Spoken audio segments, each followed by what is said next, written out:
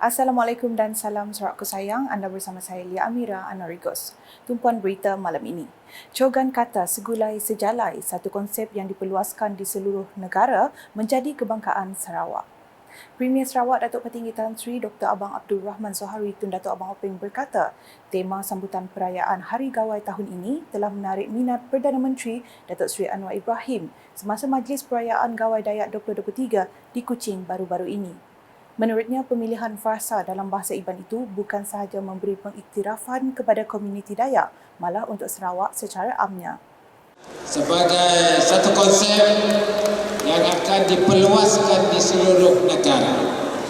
It is indeed an honor, not only to the Dayak community, but to Sarawak, because the top leadership adopted that concept. Beliau berkata demikian semasa menyempurnakan Majlis Rumah Terbuka Gawai Dayak 2023 di Dewan Undangan Negeri Dun Sarawak pada Isnin. Dalam majlis itu, Datuk Petinggi Tan Sri Abang Zohari turut menyampaikan bantuan gawai dan bantuan peralatan sekolah daripada Majlis Kebajikan dan Sukan anggota-anggota Kerajaan Sarawak, MASAK.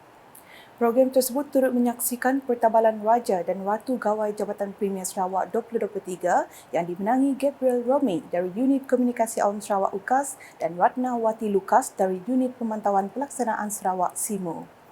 Hadir sama ketiga-tiga timbalan Premier Sarawak iaitu Datuk Amar Douglas Ugambas, Datuk Amar Awang Tengah Ali Hassan dan Datuk Seri Profesor Dr. Sim Kui Hian, Speaker Dewan Undangan Negeri Dun Sarawak Tan Sri Datuk Amar Muhammad Asfia Awang Nasar, Menteri Pembangunan Wanita, Kanak-kanak dan Kesejahteraan Komuniti Sarawak Datuk Seri Fatimah Abdullah, Setiausaha Kerajaan Sarawak Datuk Amar Muhammad Abu Bakar Marzuki, Timbalan Setiausaha Kerajaan Sarawak Pentadbiran Datuk Baklen Bangik, merangkap mengerusi Jawatankuasa Majlis Gawai Dayak 2023 dan div-div kenamaan yang lain. Berita seterusnya, projek H2Biscus menjadi pemacu utama dalam mempercepatkan pertumbuhan sektor tenaga baharu di Sarawak. Pengerusi Perbadanan Pembangunan Ekonomi Sarawak SEDC Energi Tan Sri Datuk Amar Dr. Abdul Aziz Hussein berkata, inisiatif seumpamanya adalah untuk mempromosikan kelebihan hidrogen di samping menggalakkan penggunaan sumber tenaga bersih dan lestari. Menurut beliau, kolaborasi bersama pihaknya dengan Samsung Engineering, POSCO Holdings, Lotte Chemical dan Korea National Oil Corporation (KNOC) ke arah usaha tersebut secara tidak langsung memperkukuhkan lagi hubungan ekonomi antara Sarawak, Malaysia dan Kerajaan Korea menuju matlamat pelepasan karbon sifar bersih. Katanya perkara tersebut menjadi topik utama yang dibincangkan menerusi kunjungan hormat terhadap Premier Sarawak Datuk Petinggi Tan Sri Dr. Abang Abdul Rahman Zohari Tun Datuk Abang Openg di Wisma Bapa Malaysia pada Isnin. The purpose is actually to inform the Premier on the progress of the Hibiscus project, which is the large-scale hydrogen production for conversion to ammonia and to export to South Korea. At the project, this stage, we have several discussions on the project, and hopefully, after we are going to have a signing ceremony tomorrow. Plus SEDC Energy, in order for them to start with a fit study, which will take about a year or so. And of course, if everything goes well, project will be started construction in 2024, and the plan should be ready for production by middle or sometime in 2027. Beliau berkata demikian ketika ditemu bual media selepas kunjungan tersebut. Turut hadir bersama beliau ialah Naib Presiden Eksekutif Samsung Engineering Park Chong Hong, Naib Presiden Perniagaan Hidrogen POSCO Holdings Kim Tae Hyung, Naib Presiden Hidrogen Energy Lotte Chemical Kim Yok Hak, Pengurus Besar KNOC Chang Jin Huan, Pengarah H2 Korea Lee Hai Jin dan Pengurus Besar SEDC Datuk Abdul Hadi Abdul Kadir. Selanjutnya, Festival dan Anugerah Filem Antarabangsa AIFA ke-6 kembali diadakan secara fizikal pada 2 hingga 4 Ogos 2023. Timbalan Menteri Pelancongan, Industri Kreatif dan Seni Persembahan Sarawak, Datuk Sebastian Ting Chiu Yu berkata, setakat ini lebih daripada 120 penyertaan filem telah diterima dan akan disenarai pendek oleh pihak AIFA 2023.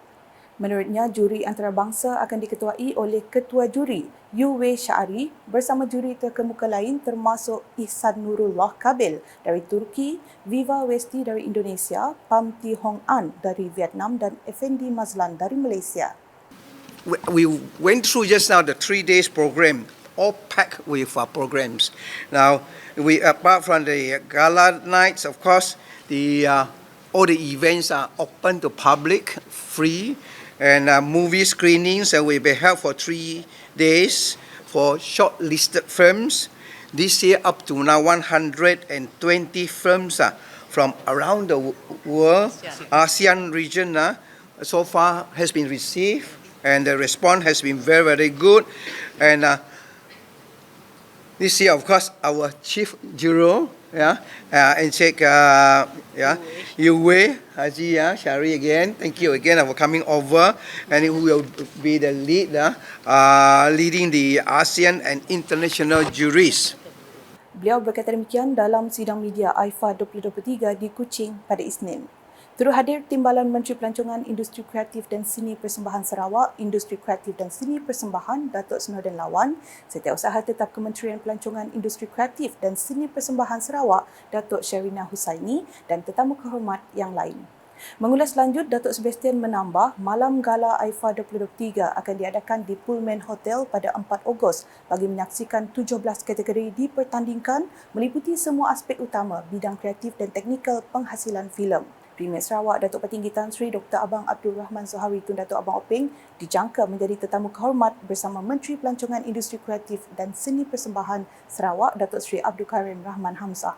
Orang ramai yang ingin mendapatkan maklumat lanjut boleh melayari pautan seperti tertera.